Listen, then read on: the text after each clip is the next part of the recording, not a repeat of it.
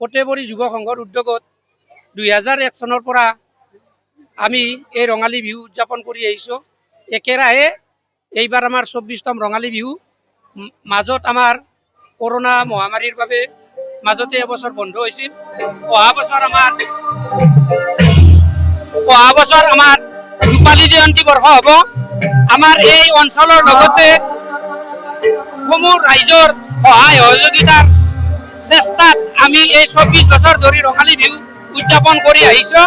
অহা বৰ্ষ আমি ৰূপালী জয়ন্তী উদযাপন কৰাৰ কাৰণে প্ৰয়াস কৰিম।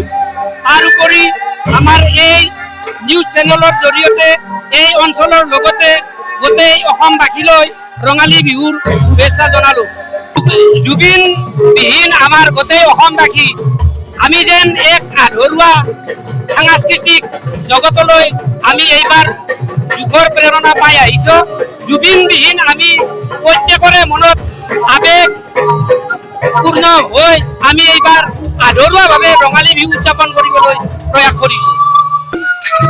আমি দুদিনীয়া কাৰ্যসূচীৰে আমাৰ গতিকে আমি ৰাতিপুৱাৰে পৰা বিভিন্ন ধৰণৰ খেল ধেমালি লগতে একশ্যন প্ৰতিযোগিতা লগতে আমাৰ এই আমাৰ সকলো একক নৃত্য হ'ব। বিভিন্ন অসমৰ আগশালী বিহু দলৰ দ্বাৰা আমাৰ বিহু দল প্ৰদৰ্শন কৰিব আৰু আমাৰ গোটেই যুৱ সংঘৰ সমূহ সদস্য তথা এই গোটেই ৰাইজৰ এই অঞ্চলৰ সমূহ ৰাইজৰ সঁহাৰি আমি বিশেষভাৱে পাওঁ আৰু আমাৰ গোটেই সংঘৰ সদস্যসকলৰ যিটো উৎসাহ উদ্দীপনা এই সকলোৰে একত্ৰিতভাৱে অনুষ্ঠানটো আমি সহযোগিতা পাওঁ।